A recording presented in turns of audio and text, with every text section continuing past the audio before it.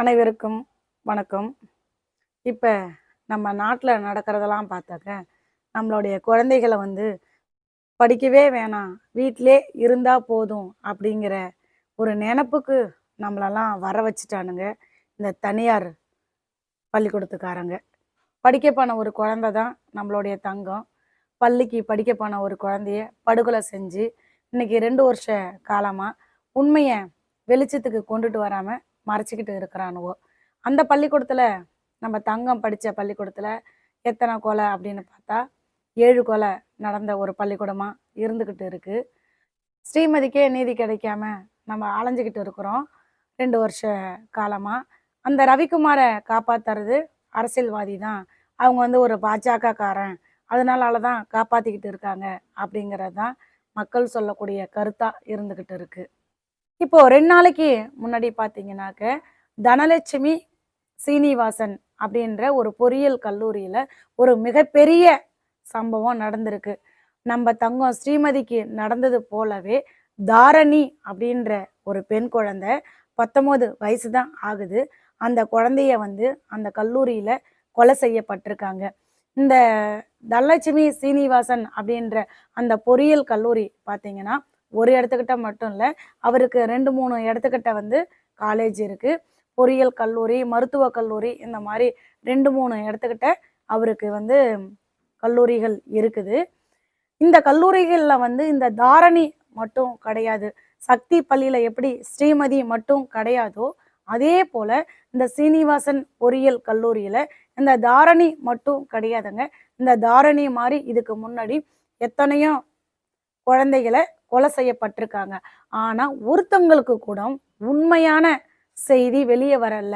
அத்தனை குழந்தைகளுக்கும் மரணங்களாகவே இருந்துக்கிட்டு இருக்கு. இப்போ எப்படி 2 வருஷ காலமாக நம்ம தங்கம் ஸ்ரீமதியோட வழக்கில் மரணமாக இருந்துக்கிட்டு இருக்கோ, அதே போல் தனலட்சுமி சீனிவாசன் கல்லூரியில் நடக்கக்கூடிய ஒரு கொலைக்கு கூட உண்மையே வெளியே வரலைங்க. அத்தனையும் மர்மமான மரணங்களாகவே இருந்துக்கிட்டு இருக்கு. நம்ம கேள்விப்பட்ட வரைக்கும் இது வரைக்கும் திட்ட தாரணையோட 25 குழந்தைங்களை கொலை பண்ணியிருக்கிறதா சொல்லியிருக்காங்க. இந்த கல்லூரி யாருக்கு சொந்தமானது அப்படின்னு பார்த்தோம்னா திமுக எம்எல்ஏ கதிரவனோட கல்லூரி தாங்க இது. இப்போ தமிழக முதல்வர் அவர்கள் இந்த கதிரவனுக்கு என்ன தண்டனை தர போறாரு? தாரணிக்கு நடந்த ஒரு கொடுமை உலகத்துக்கு உண்மையா வெளியே வருமா, இல்லை ஸ்ரீமதி போலவே மரணங்களாவே முடியுமா? தாரணி பார்த்தீங்கன்னா அவங்க அப்பா பேர் பாலாஜி. அவங்களுடைய சொந்த ஊர் பார்த்தீங்கன்னா மானாமதுரை. தாரணி அன்னைக்கு தான் அவங்க அப்பாவுக்கு ஃபோன் பண்ணுது. அப்பா, இந்த மாதிரி எனக்கு உடம்பு சரியில்லை, நான் வீட்டுக்கு போகிறேன் அப்படின்னு சொன்னால் என்னை விட மாட்டுக்கிறாங்க, நீங்கள் நேரில் என்னை அழைச்சிட்டு போங்கப்பா அப்படின்னு சொல்லுது. உடனே அவங்க அப்பாவும் நம்ம தங்கம் கூப்பிடுதே, நம்ம போயிட்டு வருவோம் அப்படின்னு சொல்லிட்டு அவங்க அப்பா கிளம்பி உடனே போய்கிட்டே இருக்காரு. தாரணி கேஸுக்கும் ஸ்ரீமதி கேஸுக்கும் அப்படியே சேமாவே கொண்டுட்டு போகிறாங்க. நம்ம பாப்பா ஞாயிற்றுக்கிழமை தான் நம்ம கூட பேசிச்சு, சிரிச்சு சந்தோஷமாக பேசிச்சு. அதே போல் தான் தாரணி அன்னைக்கு தான் அவங்க அப்பா கூட பேசுது. அவங்க அப்பாவும் கிளம்பி போய்கிட்டே இருக்காரு. கிளம்பி போய்கிட்டே இருக்கக்குள்ள உடனே ஒரு ஃபோன் போகுது. அதுக்குள்ளார அந்த குழந்தைய அவனு என்ன பண்ணனானுன்னே தெரியலங்க. குழந்தை இறந்துருச்சு அப்படின்னு அவங்க அப்பாட்ட சொல்கிறானுவோ. அவங்க அப்பாருக்கு எப்படி இருக்கும் நினச்சி பாருங்க. அங்கே அந்த கல்லூரிக்கு அவர் போயுமே அவர்கிட்ட உடனே காட்ட கிடையாது. பல மணி நேரங்கள் கழித்து அவங்க அப்பாரை இல்லாதையே உள்ளார போயிட்டு இவங்களே என்னென்ன வேலைகள் செய்யணுமோ அத்தனை வேலைகளையும் செஞ்சு அதுக்கப்புறம்தான் அவங்க அப்பாரை அழைச்சிட்டு போய் காட்டுறாங்க. திட்ட ஒரு 4 மணி நேரத்துக்கு அப்புறம்தான் அவங்க அப்பா கிட்ட காட்டுறதா அவங்க அப்பா சொல்லியிருக்காரு.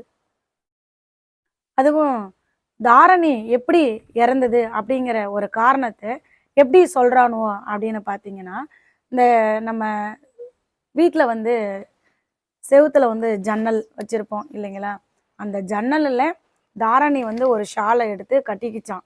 கட்டிட்டு திரும்ப அதே ஷாலை தன்னுடைய கழுத்தில் போட்டு தன்னுடைய கையாலேயே தாரணி நெருக்கிக்கிச்சான்.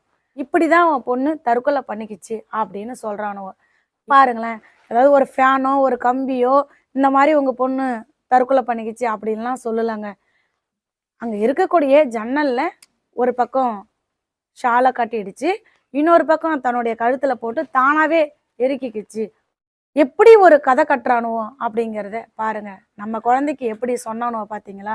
இந்த மாதிரி மாடியில இருந்து குதிச்சிருச்சு. இவ்வளோ ஒரு ஜான் இடம் கூட இருக்காது.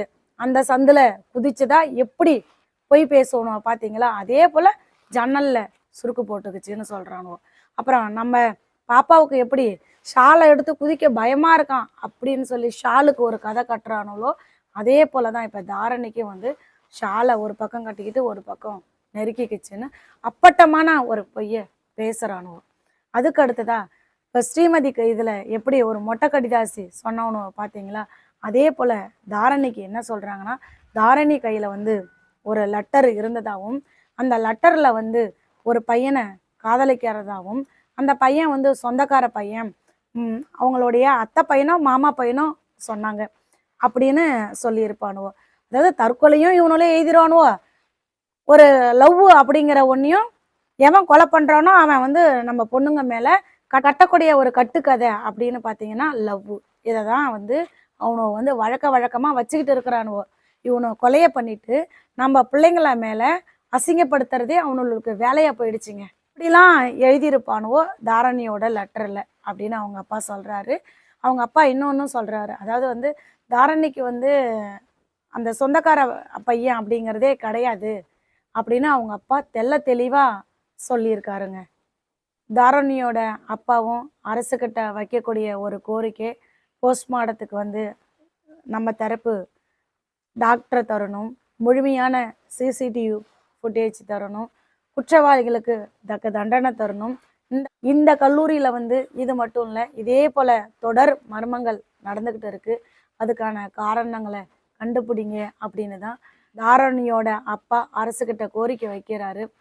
இந்த அரசுக்கிட்ட நம்ம வைக்கக்கூடிய ஒரு கோரிக்கை அப்படின்னு பார்த்தீங்கன்னா, எங்களுடைய வழக்கில் தான் எங்களுக்கு டாக்டர் தர மறுத்தீங்க. தாரணிக்காவது அவங்க கேட்கக்கூடிய டாக்டரை கொடுத்து உண்மையை உலகத்துக்கு கொண்டுகிட்டு வாங்க. உண்மையை வெளிச்சத்துக்கு கொண்டுகிட்டு வந்து உண்மையான குற்றவாளிகளை கண்டுபிடிங்க. அதுக்கு நீங்களும் உறுதுணையா இருக்கணும்னு இந்த அரசுக்கு நம்ம ஒரு கோரிக்கையா வைப்போங்க. ஏன் ஒரு எந்த இடத்துக்கிட்டையுமே ஒரு சம்பவம் நடக்குது அப்படின்னா, அவனுங்க அப்புறம் எதுக்கு தான் அந்த சிசிடிவி பதிவு வந்து ஃபுல்லாக வைக்கிறானுவோ? ஸ்கூல்லையோ கல்லூரியிலையோ எதுக்குங்க வைக்கிறானுவோ? ஒரு சம்பவம் நடக்குதுன்னா உண்மையா இருந்தால் அதை எடுத்து காமிச்சிட்டு போயிட்டே இருக்க வேண்டியதானே. அதை மறைக்கிறதுக்கு பல வேலைகள் செஞ்சுக்கிட்டு நம்ம பிள்ளைங்க மேலேயே பழிய போடுறானுன்னா அவனுங்களாம் எப்படியாப்பட்டவனெல்லாம் இருப்பானுவோ. நம்ம பிள்ளைங்களை வந்து படிக்க வைக்கணும் அப்படிங்கிற ஒரு எண்ணமே நமக்குள்ளார வராமல் போயிடுறதுக்கு பல வேலைகளை செஞ்சுக்கிட்டு இருக்கானுவோ. நம்ம பிள்ளைங்கள்லாம் படிக்கவே வேணாம் அப்படிங்கிற முடிவுக்கு நம்மளே வரணுமாட்டுக்கு. அந்த அளவுக்கு நம்ம நாட்டில் படிக்க போகிற குழந்தைகளுக்கு, கல்லூரி போகிற குழந்தைகளுக்கு இந்த மாதிரி நடந்துக்கிட்டு இருக்குங்க. சக்தி பள்ளி ரவிக்குமாரை பாஜகக்காரன் காப்பாற்றிக்கிட்டு இருக்கான். அதனால அவனுக்கு வந்து தண்டனை கிடைக்காம இருந்துக்கிட்டு இருக்கிறதா சொல்கிறாங்க. இப்போது ஆளும் அரசு திமுகவோட எம்எல்ஏ கதிரவனுக்கு தண்டனை கிடைக்குமா கிடைக்காதா அப்படின்ற ஒரு கேள்விக்குறியா இருந்துக்கிட்டு இருக்கு. நேற்று ஸ்ரீமதி, இன்று தாரணி, நாளை யாரோ அப்படின்ற மாதிரி ஒரு தொடர்கதை மாதிரி நம்ம வீட்டு குழந்தைகளை கொன்னுட்டு தொடர்ந்து அவனுங்க தப்பிச்சுக்கிட்டு போயிட்டே இருக்கானுவாங்க. இதே போல இன்னும் எத்தனையோ விஷயத்துல திமுக காரங்க தவறு செஞ்சிருக்காங்க.